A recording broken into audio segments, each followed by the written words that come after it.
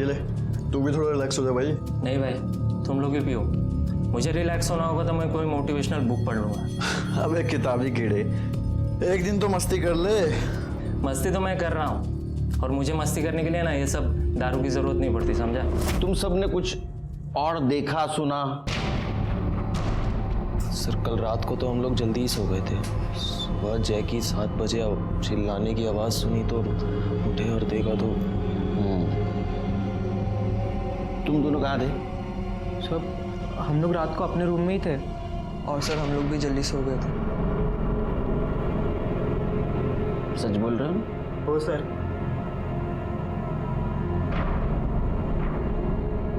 ये बंगला आपका है? जी सर, ये हमारी पुश्तैनी प्रॉपर्टी है। यहाँ मैं और मेरी बेटी एक घर रहते हैं। तो अब दोनों ही रहती है बंगले में? आपके पति नहीं रहते आपके साथ?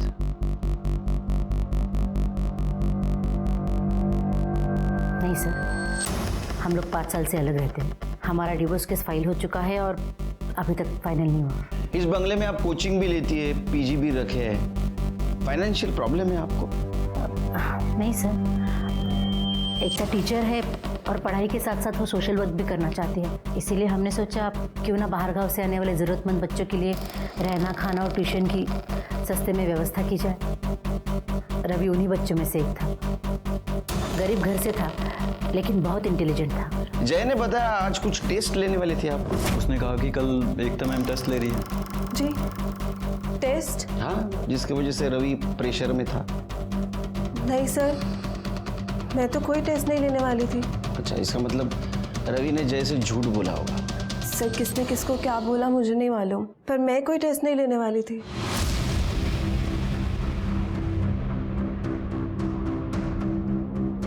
आप इतनी घबरा क्यों रही है? नहीं नहीं सर, मैं घबरा नहीं रही हूँ। वो इतना बड़ा हादसा हो गया तो बस थोड़ा डर गई हूँ। जरा नाम क्या तुम्हारा? गोविंद। क्या करते हो? नौकर हूँ यहाँ पर। रवि ने सुसाइड क्यों किया बता सकते हो? नहीं साहब।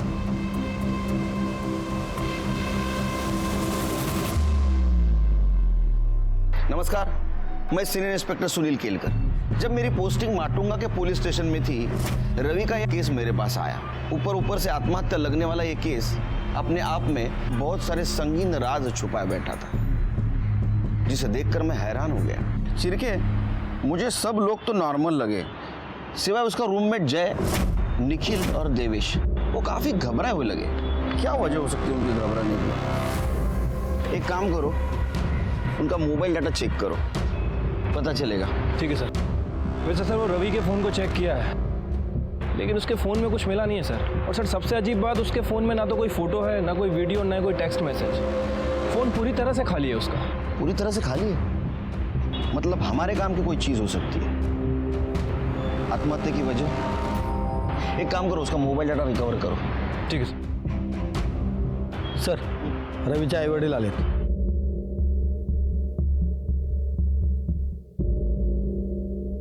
साहब, हम लोगों को यहाँ क्यों बुलाया है? बैठे आपके बेटे रवि के बारे में पूछताछ करनी थी, त्याच्याबद्दल काहीतरी सांगा। रवि के बारे में? रवि के बारे में क्या बोलना है साहब?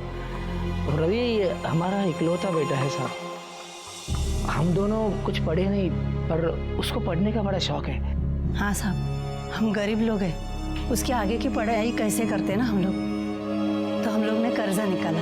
नंतर रवि पुढच्या शिक्षणासाठी मुंबईला गेला और बोलता है उसको डॉक्टर बनना है, और डॉक्टर बनने के बाद पूरे गांव की सेवा करेगा। उसे कोई परेशानी थी? हो साहब, मुझे परेशान तो है। क्या है कि वो पिछले कुछ दिनों से फ़ोन करके ना 15-20 हज़ार रुपये मांग रहे हैं। वो सरला मैडम है ना, जहाँ पे वो रहता है, कह रहा है कि उन्होंने कुछ फीस बढ़ा दी है। साहब तुम्हें बकता है हमारा, हमें गरीब लोग हैं, इतने पैसे कहाँ से लाएंगे साहब? पर साहब ये सब क्यों पूछ रहे हो आप?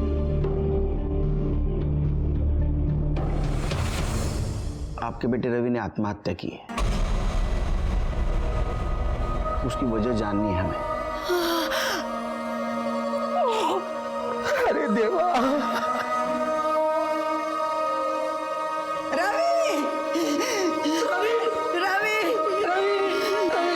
क्या हुआ अपने रवि को? रवि तू नहीं जा सकता हम लोग को छोड़ के।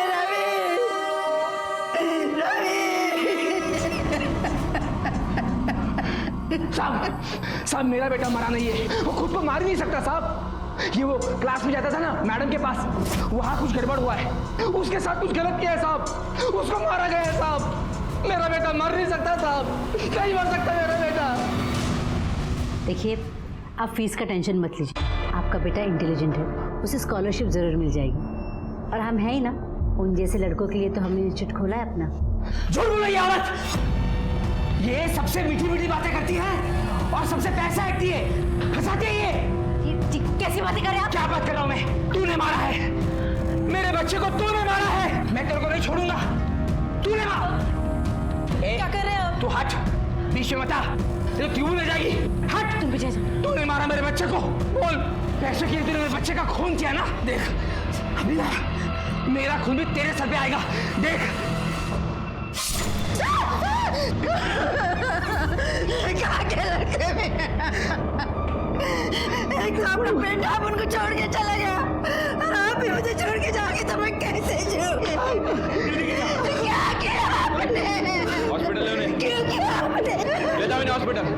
हेलो, ये छोड़ो ना, याद रखना। ये रवि के पेरेंट्स का कहना था कि आपने एक्स्ट्रा फीस मांगी है और उसकी वजह से रवि परेशान था। नहीं सर, एक्स्ट्रा फीस वाली कोई बात ही नहीं थी।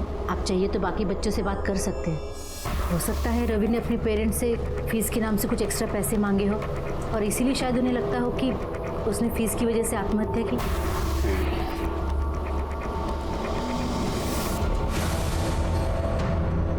काफी परेशान लग रही है आप, छुपा रही है हमसे कुछ?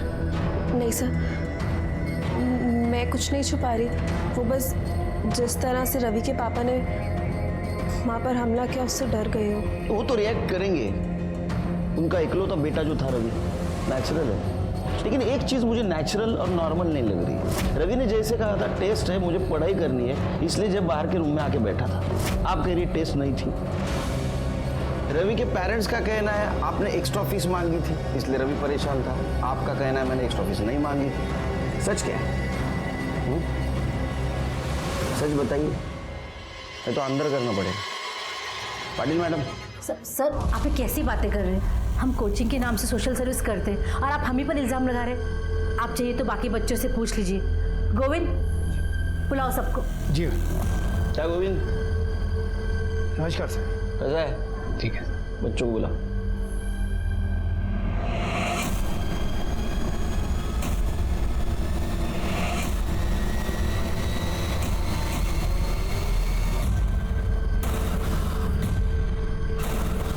आप जाएंगी? जी, मुझे बात करनी है अकेले में।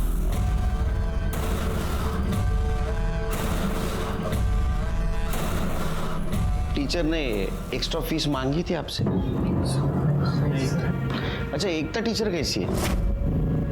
अच्छी है सर। दिखने में नहीं, पढ़ाई में प्रेशर देती है पढ़ाई के लिए? फार होशियार मुला आहात तुम्ही। गुड। सिरके, या तो ये लड़के झूठ बोल रहे, या तो रवि किसी बात से जरूर परेशान था, इसलिए अपने माँ बाप से पैसे मांग रहा था। सर ये भी तो हो सकता है कि सरला सच बोल रही हो। ये लड़के पैसों के नाम पे अय्याशियां करना चाहते हो और इसीलिए अपने माँ बाप से पैसे मांग रहे हो। नहीं, लेकिन एक बात तो साफ है कि ये रवि करियर ओरिएंटेड लड़का था, लेकिन किसी बात से जरूर परेशान था। कुछ उसके दिमाग में चल रहा था।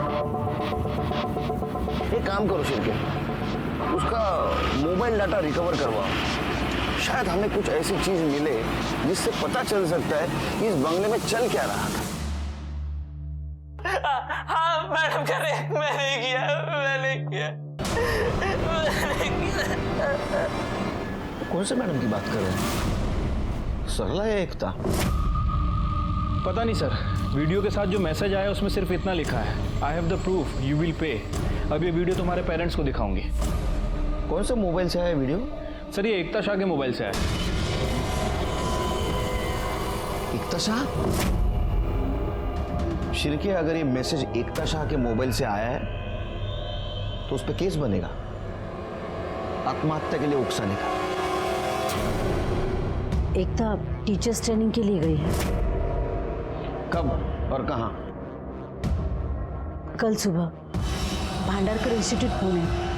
वो ट्रेनिंग हमेशा वहीं होती है। कदम, इंस्टीट्यूट में फोन लगा और एकता को लाइन पे ले लो। सर लेकिन आप ये सब क्यों पूछ रहे हो? शिर्के, दिखाओ क्यों पूछ रहे हैं।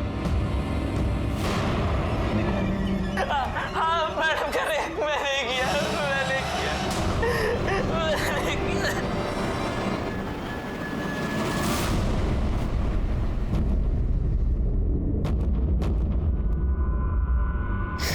क्या किया एकता ने?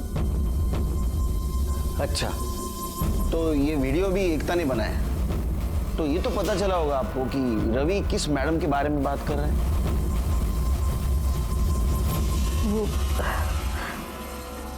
वो मेरे बारे में ही बात कर रहा था सर।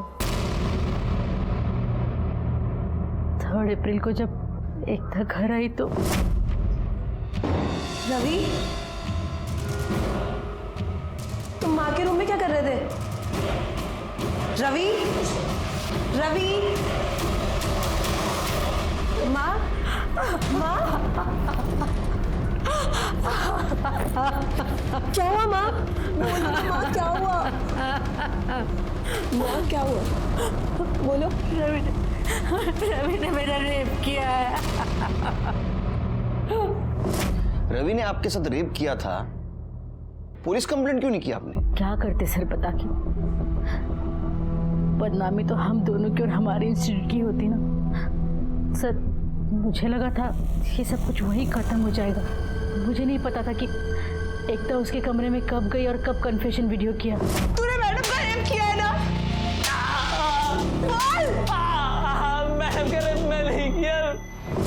सर मैंने भांडारकर इंस्टीट्यूट में कॉल किया तो उन्होंने कहा कि एकता ने वहाँ पे ट्रेनिंग के लिए रजिस्टर भी करवाया था, लेकिन वो वहाँ पे पहुंची ही नहीं। सर मैंने एकता को कॉल भी किया लेकिन उसका फ़ोन स्विच ऑफ आ रहा है। पहुंची नहीं मतलब कहाँ गई? शिर्के, घर की तलाशी लो। एकता है क्या देखो, या किधर फरार है। सर मेरी बेटी घर से गायब है और मुझ पे ही शक कर रहे हो। मैंने कहा ना वो घर पे नहीं। आप रिलैक्स, रिलैक्स। कदम, तुम बाजू वाला रूम देखो। कड़े, बाथरूम चेक करो। सर क्या हुआ?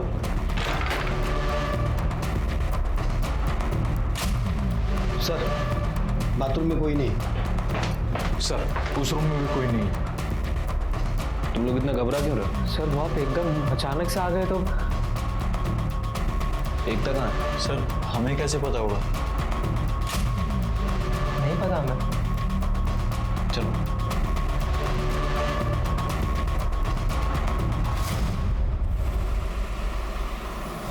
ये साइन यहाँ से कहाँ तक गया? यहाँ तक, और फिर बंद कहाँ हुआ?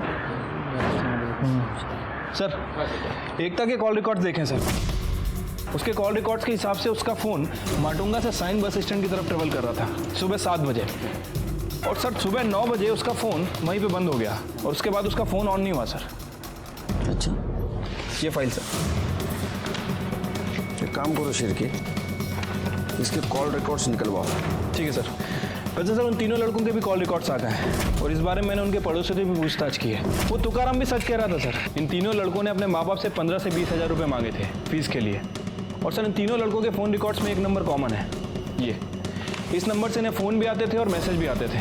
जब इस नंबर के बारे में इंक्वायरी की तो पता चला किसी प्रकाश पाटिल का नंबर है, लेकिन सर एड्रेस जो दिया था वो पूरी तरह से फेक है। और सर जिस दिन रवि ने सुसाइड किया इसी नंबर से उसे फ़ोन भी आया था और मैसेज भी आया था। रवि ने मरने से पहले अपने बाप तुकाराम से बात की, तुकाराम के बाद रवि के फ़ोन पर मैसेज आया और उसके बाद रवि ने सुसाइड किया। और तब से लेके अभी तक यह नंबर अभी तक एक्टिव नहीं हुआ सर। इसका मतलब ये तीनों लड़के हमसे झूठ बोल रहे थे। शिर्के, तीनों को उठा के ले गया।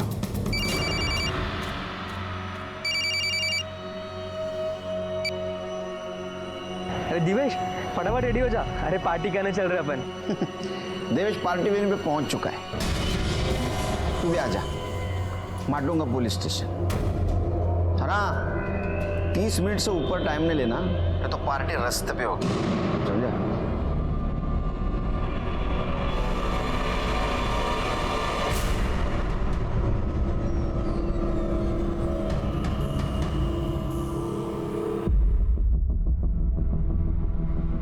शिरके हेयर स्टाइल देखी, एक ही सलून, एक ही टाइम, एक ही कुर्सी पे। प्रकाश पाटिल कौन है रे? बोलो किसका नंबर है? सर वो स्टडी ऐप वाले का नंबर है। स्टडी ऐप के लिए हमने ऑनलाइन सर्च किया था, तभी उसको हमारा नंबर मिल गया। उसके बाद सर हमने उसको 1000 बार मना किया कि हमको कुछ नहीं सीखना है, पर फिर भी कॉल करता रहता है और मैसेज करता रहता है। स्टडी? हाँ सर। तो पार्टी किस बात की कर रहे थे? किसी बात की नहीं सर, वो आज पापा ने अकाउंट में पैसे ट्रांसफ़र किए थे और आज वीकेंड भी है, तो हमने सोचा कि आज पार्टी करते हैं। हाँ सर। पापा ने? हाँ। जाओ पार्टी करो। जाए? हाँ जाओ।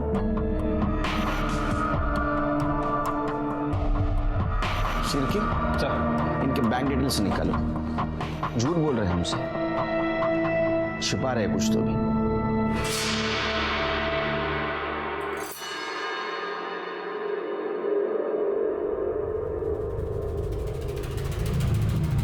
अबे क्या कर रहा है, पागल हो गया क्या? थोड़ा बैठ और चिल मारना, छोड़िए सब। यार बैठ। तुम लोगों को यहाँ पे रहना रहो, लेकिन मैं यहाँ नहीं रह सकता। जब से साला रवि ने इस पंखे पे लटक अपनी जान दी ना, मुझे इस रूम में घुसने से भी डर लगता है। क्या पता साले की आत्मा यहीं बगल में बैठी हो। नहीं, मैं यहाँ नहीं रह सकता। और ऊपर से तुम लोगों ने पुलिस से भी झूठ बोल दिया। यार मुझे इन सब लफड़ों में नहीं पड़ना यार, मैं जा रहा हूँ।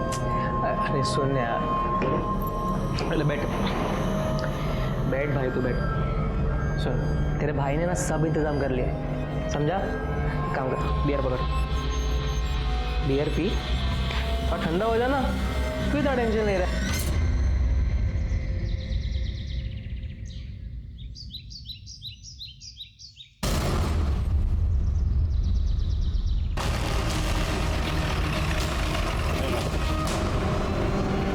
सर ये तो एकता शाह की बॉडी है।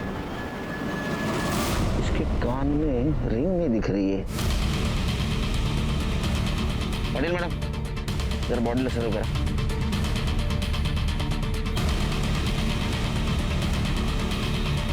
सिर पे गहरी चोट है, सिर की खून भी जमा हुआ लग रहा है।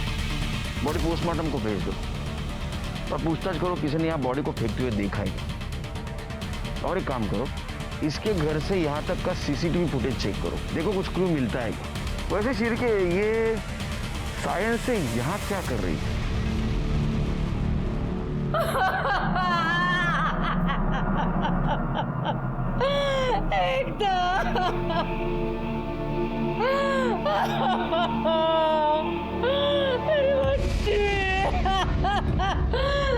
एकदम मुझे छोड़ के नहीं जा सकती। देखिए मैडम, संभालिए अपने आप को और एकता के मर्डरर को ढूंढने में हमारी मदद कीजिए।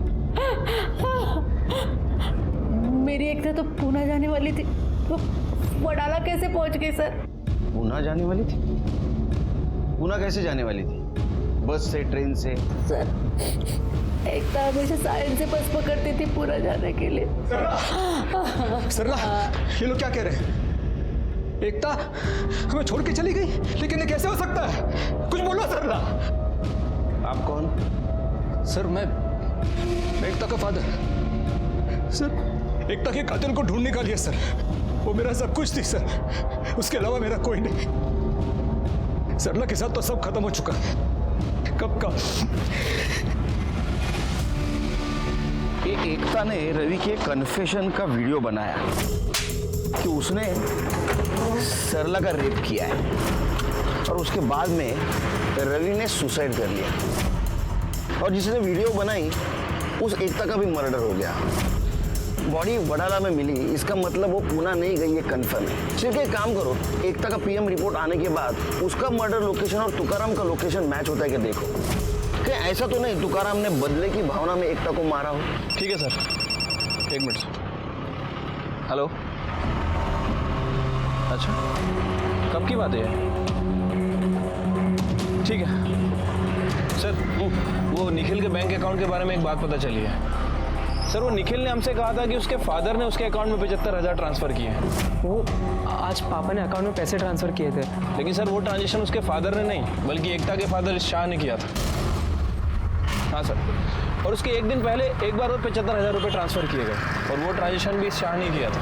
टोटल 1.5 लाख रुपये सर। शिर्के मुझे पहले से लग रहा था ये लड़का झूठ बोल रहा है। क्या निखिल ने पुलिस स्टेशन में बोला? क्यों रे, तू तो उस दिन बोल रहा था तेरे पापा ने पैसे दिए। सुरेश शाह तेरा बाप है? हाँ, 2 दिन में 1.5 लाख रुपए दिए तेरे को। किस चीज के पैसे दिए थे? सर वो कुछ दिन पहले मैंने सरला मैम और सुरेश को झगड़ते हुए देखा था और उनके लॉयर्स भी उनके साथ में ही खड़े थे। मुझे हर महीने एलिमनी के 50,000 रुपए चाहिए, वरना सबके सामने ये जो सती सावित्री समाज सेविका बनी फिरती है ना, वो सारी नौटंकी 2 मिनट में खत्म कर दूंगा।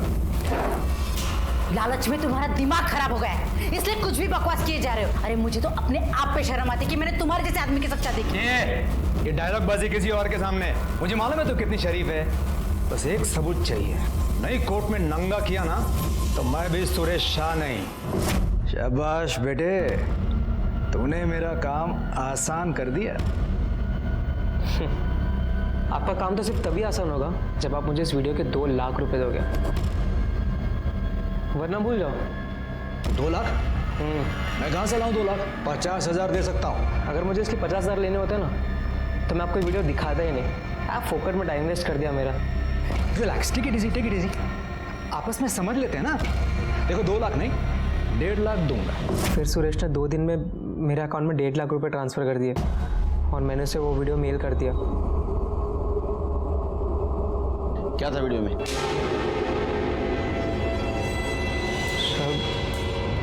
उस वीडियो में मेरा क्या था? हाँ, भजन, कीर्तन, भांगड़ा, क्या था? सर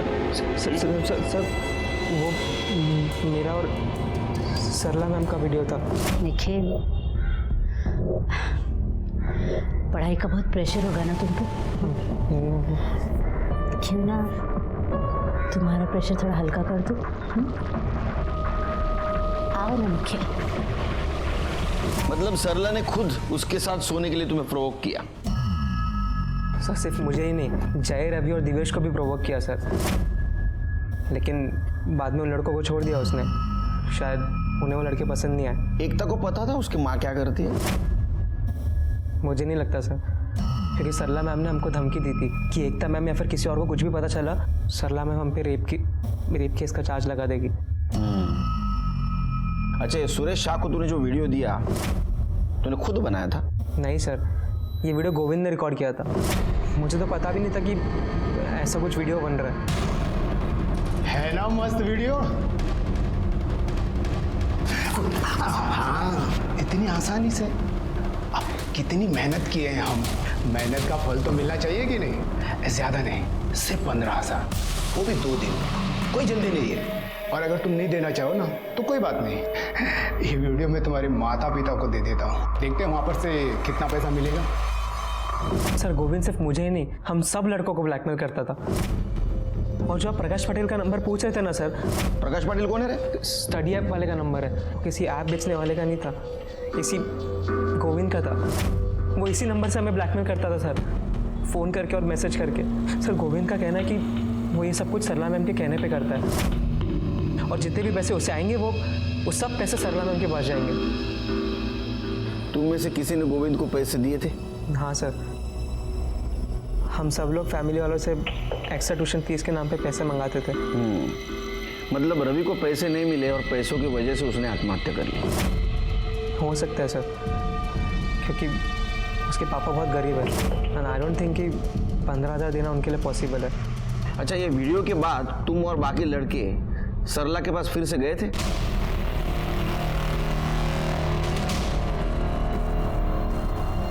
कितनी बार? सर अरे कितनी बेड़ा? सब गिनती याद नहीं है सर। जितनी बार उन्होंने बुलाया तो उतनी बार हम लोग गए थे।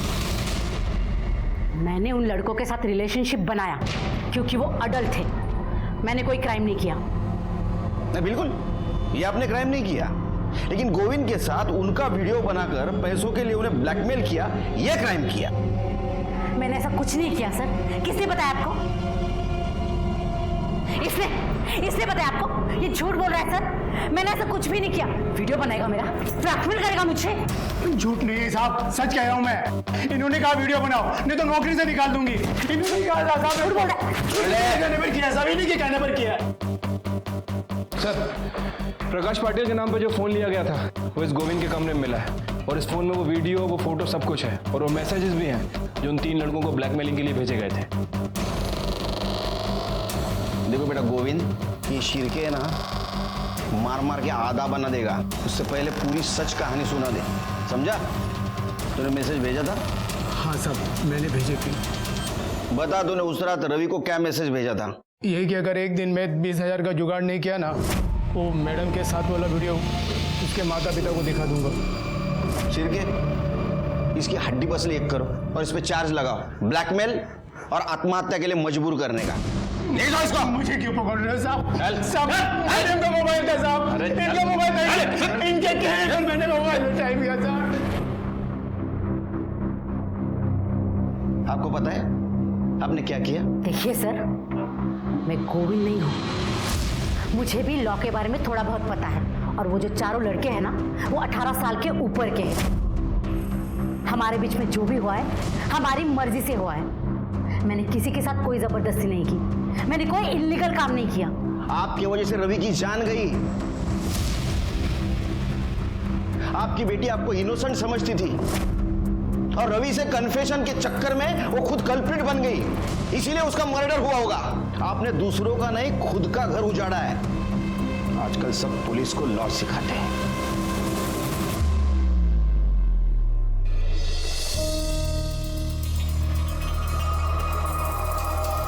सर, एकता की पोस्टमार्टम रिपोर्ट। सर, रिपोर्ट के हिसाब से एकता की मौत 8 तारीख को सुबह 10 बजे से 11 बजे के बीच में हुई है। इसके सर पर किसी भारी चीज से हमला किया गया था सर। मतलब जिस दिन ये पुणे जाने वाली थी? Right sir. वैसे सर, एकता के एक कान की इयरिंग गायब है। हो सकता है कि जिसने इसके ऊपर हमला किया उस वक्त वो कहीं गिर गई हो। रिपोर्ट में यह भी मेंशन है कि एकता 3 महीने प्रेग्नेंट थी। क्या सरला को ये बात पता थी एकता प्रेग्नेंट है? पता नहीं सर, हो भी सकती और नहीं भी। वैसे सर, मैंने एकता के कॉल रिकॉर्ड्स चेक किए हैं, और इसके कॉल रिकॉर्ड्स में एक ऐसा नंबर मिला है जिससे एकता अक्सर बात करती थी, दिन में भी रात में भी। और जब उस नंबर के बारे में डिटेल्स निकाली हैं तो पता चला है कि वो नंबर किसी दीपक पंडित के नाम रजिस्टर्ड है। मैं और एकता एक ही कोचिंग सेंटर में पढ़ाते थे, और वहीं हमें एक दूसरे से प्यार हो गया। फिर मेरी नौकरी एक कॉलेज में लग गई तो मैंने कोचिंग सेंटर छोड़ दिया, लेकिन फिर हम बाहर मिला करते थे। आपको पता था वो प्रेग्नेंट थी? हाँ सर, एकता ने मुझे इसके बारे में थोड़े दिन पहले ही बताया था। हम इसके बारे में मिलके बात करना चाहते थे। 8 तारीख को उसे सायन से बस पकड़ के पुणे जाना था, और मैं सायन में ही रहता हूँ, तो हमने सोचा कि मिलके बात कर लेते हैं। 8 तारीख को सुबह हम मिले भी थे। दीपक 3 महीने हो गए, अब तो पेट भी दिखने लगेगा। तुम बताओ मैं कब तक चल। रिलैक्स एकता, तुम इतनी टेंशन क्यों ले रही हो? मैं 1-2 दिन में ही हमारी शादी की बात तुम्हारी माँ से करता हूँ। जैसी वो हाँ बोल देंगी ना, हम उसी दिन शादी कर लेंगे। ओके? अच्छा चलो, मैं चलती हूँ, वरना लेट हो जाऊंगी, और पुणे पहुँचते ही तुम्हें कॉल करती हूँ। फ़ोन भी गया, जल्दी जल्दी में चार्ज करना ही भूल गई। अच्छा कोई बात नहीं, पुणे जाके चार्ज कर लेंगे। उसके बाद मैं उसे बस स्टैंड छोड़ के चला गया। वहां से कहाँ गए? वहां से मैं सीधा कॉलेज चला गया था सर, और वहां जाके मैंने उसे बहुत बार फ़ोन ट्राई किया, मगर उसका फ़ोन स्विच ऑफ आ रहा था। मुझे लगा शायद चार्ज करना भूल गई होगी। फिर सोचा एक बार मुंबई वापस आ जाएगी तो बात कर लेंगे। मगर वो तो वापस आई नहीं सर। बस अगले दिन उसके मर्डर की खबर मैंने न्यूज़पेपर में देखी। तो तू एकता के घर पे भी नहीं गया, हमारे पास भी नहीं आया, यही प्यार था तेरा? रवि, जो कि लालच और हवस का शिकार हुआ था, जिन पर उसने भरोसा किया उन्होंने उसे धोखा दिया। ये रवि का तो केस सॉल्व हो गया, लेकिन एकता के केस में हमारे पास जो सस्पेक्ट था उसके खिलाफ हमारे पास ठोस एविडेंस नहीं था। दीपक के अलावा एकता की जिंदगी में बाहर का कोई इंसान नहीं था जिसके पास उसके मर्डर का मोटिव हो। इसलिए हमने सरला और सुरेश को खंगालने का डिसीजन लिया। आप क्यों मेरे पीछे हाथ धोकर पड़े? भला भला मैं क्यों मारूंगी अपनी बेटी को? क्योंकि आपने झूठ बोला आपके साथ रेप हुआ है, बल्कि आपने रवि और उसके दोस्तों को यूज किया।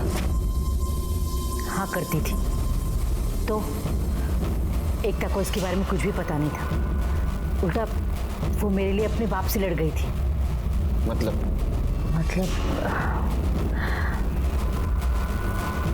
जिस दिन एकता पुणे जाने वाली थी उसकी एक रात पहले सुरेश बहुत शराब पीकर घर आया था। अपने आप को बहुत शानी समझती है ना? वन मोर डे ऐसा एक्सपोज करूंगा ना, खुद आएगी मेरे पास। सेटलमेंट कर दे, सेटलमेंट कर दे। ऐसे नहीं मिलेगा, कोर्ट में आना पड़ेगा। जो करना है कर लो, हिस्सा तो क्या तुम्हें एक फूटी कौड़ी भी नहीं मिलेगी। अरे जा जा, देना पड़ेगा। चल सरला टीचर। अगर एकता नहीं होती तो मैं जिंदा नहीं होती। एकता, तुम इस गिरी हुई औरत के लिए तुमने मुझे अपने बाप को मारा? अगर मेरी माँ को कुछ कहा ना तो मुझसे बुरा कोई नहीं होगा। जो लड़ाई लड़नी है कोर्ट में लड़िए, यहाँ नहीं। चलिए जाइए यहाँ से, मैंने कहा निकल जाओ यहाँ से। चलिए। मेरी बच्ची नहीं होती ना? चलिए यहाँ से। अच्छा नहीं किया तुमने। चलिए। बहुत भारी पड़ेगा। सर, सुरेश नहीं मारा है मेरी बेटी को, उसने जरूर उस दिन का बदला लिया है। सर, साइन बस स्टैंड के सीसीटीवी फुटेज में सुरेश एकता को बस से उतारकर गाड़ी में बिठाते हुए दिखा। एकता मेरी बच्ची थी सर, मैं उसे कैसे मार सकता हूँ? तू ही बताएगा कैसा मारा। मेरा विश्वास कीजिए सर, मैंने एकता को नहीं मारा। नहीं मारा तो बस स्टैंड किस लिए गया था उसको लेके? सर, मैं सायन बस स्टैंड गया था, मैं मानता हूँ, लेकिन मैंने एकता को मारा नहीं है सर। मुझे एकता पर बहुत गुस्सा आया था। सरला जैसी औरत के लिए उसने मुझ पर, अपने बाप पर हाथ उठाया था। मुझे उसे सरला की सच्चाई बतानी थी सर, इसलिए घर पहुंचकर मैंने उसे वो वीडियो सेंड किया। लेकिन सुबह तक कोई डिलीवरी रिपोर्ट ही नहीं सर। मैंने उसे फ़ोन किया, लेकिन उसने मेरा नंबर ब्लॉक कर दिया था। लैंडलाइन पे फ़ोन किया तो गोविंद ने बताया कि वो सायन बस स्टैंड जाने को निकली है, पूना जाने के लिए। तो फिर मैं भी वहाँ चला गया सायन बस स्टैंड। एकता, एकता बेटा, बेटा रुक जाओ प्लीज़। देखो, कल रात जो भी हुआ उसके लिए माफ़ी चाहता हूँ। आई एम सॉरी बेटा। एक बार, आखिरी बार मेरी बात मान लो। मुझे आपसे कोई बात नहीं करनी। एकता, ऐसा मत करो प्लीज़। देखो, कुछ बहुत ही इम्पोर्टेंट मैं तुम्हें दिखाना चाहता हूँ, कुछ बहुत इम्पोर्टेंट है। प्लीज़ बेटा। मैं उसे वहाँ से दूर लेके गया और सरला और निखिल का वीडियो दिखाया। नहीं पापा, माँ ऐसा नहीं कर सकती।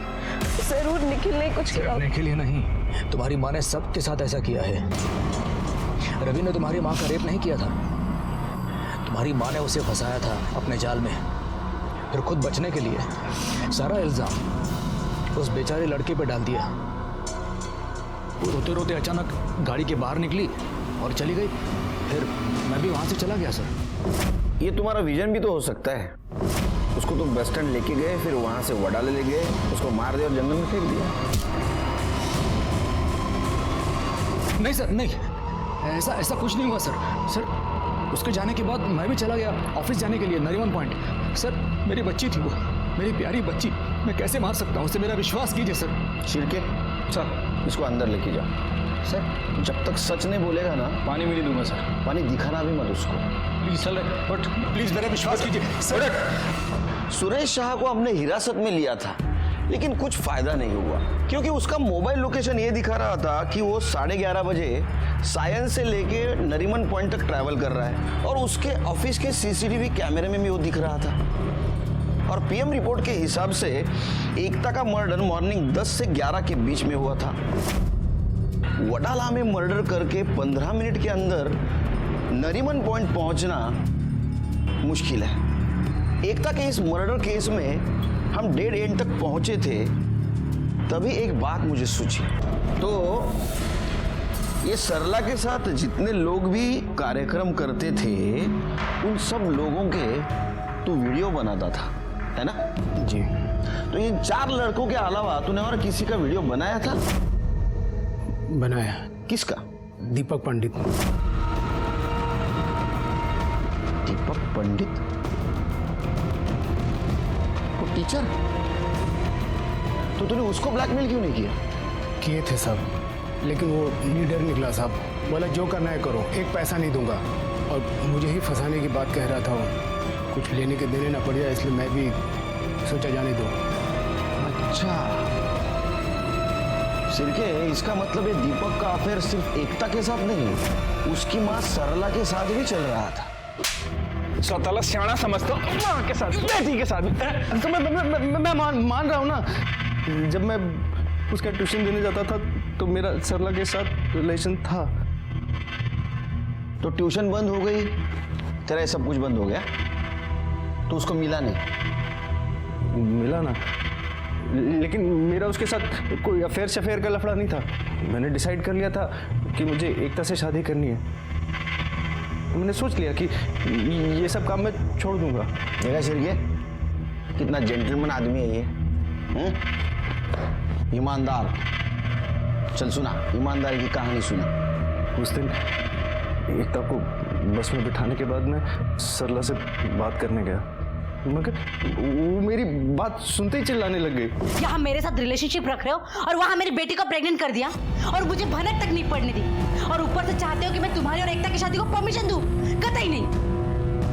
हाँ, तुम्हारी परमिशन इसलिए जरूरी है क्योंकि तुम उसकी माँ हो। और ऐसे क्या चिल्ला रही हो? हाँ, तुम नहीं जानती थी कि ये रिलेशनशिप क्या है? बंद करो ये फालतू का नाटक। मुझे तुम्हारे साथ अब कुछ नहीं करना है। मैं एकता के साथ लॉयल रहना चाहता हूँ। एकता से पहले तुम और मेरा हक है। हक था, अब नहीं है। अब मुझ पे सिर्फ एकता का हक है।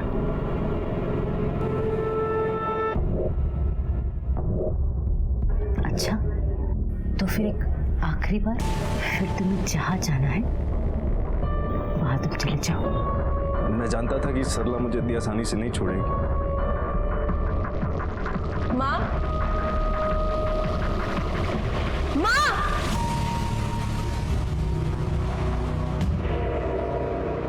चुप। और माँ, आप क्या कर रही थी? आप क्या आप नहीं जानती कि मैं इससे प्यार करती हूँ, शादी करना चाहती हूँ इससे? तू आज इससे प्यार करती है ना?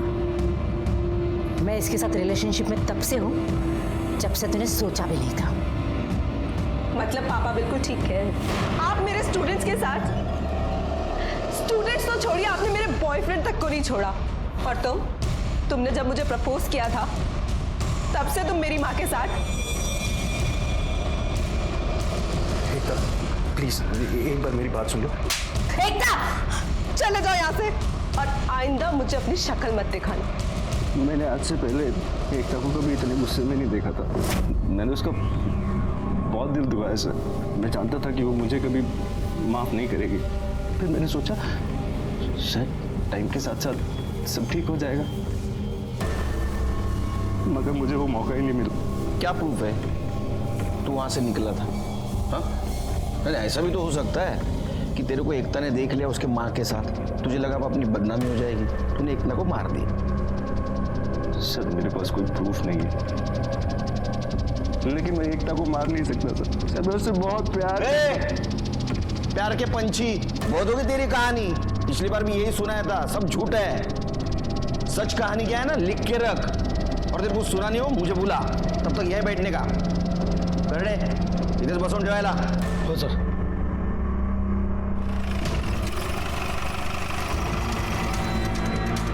ये आप शाम को आ जाइए। शिर्के, गाड़ी चेक करो, अच्छी तरह से घर छान मारो, देखो किधर मर्डर वेपन मिलता है क्या। कर दे बगा, कदम। ये आप मेरे घर में ऐसे कैसे घुस सकते हैं? और ये कौन से मर्डर वेपन की बात करें आप?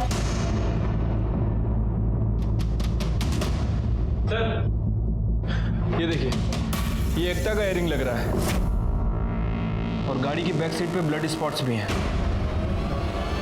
इनके गाड़ी में मिला? हाँ सर। इनको अपने गाड़ी में लो।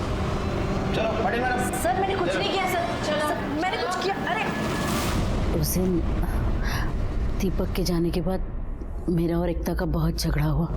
आपने कभी सोचा है कि आपने कितने लड़कों की जिंदगी बर्बाद की है? रवि ने आपकी वजह से सुसाइड कर लिया और आज आपने अपनी बेटे का घर बसने से पहले उजाड़ दिया। चाहती क्या है वो बोल। मैं आपको आपके किए की सजा दिलाना चाहती हूँ। मैं अभी पुलिस के पास जाऊंगी और उन्हें सब सच सच बता दूंगी। एकता नहीं। मुझे कुछ नहीं सुनना।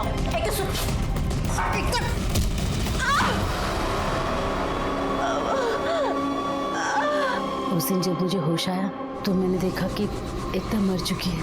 मैंने पूरे दिन उसकी बॉडी अपने बेडरूम के बाथरूम में रखी थी और फिर रात को मैं उसकी बॉडी लेकर वडाला गई और अपने हाथों से अपनी बेटी को मारा है। और उनकी वीडियो को लेकर गोविंद का ब्लैकमेल करना, ये दोनों रवि के लिए दस्तक थी। सरला का एकता को हमारे यहाँ आने से रोकना, ये एकता के लिए दस्तक थी, लेकिन दोनों ने उसे अनसुना कर दिया।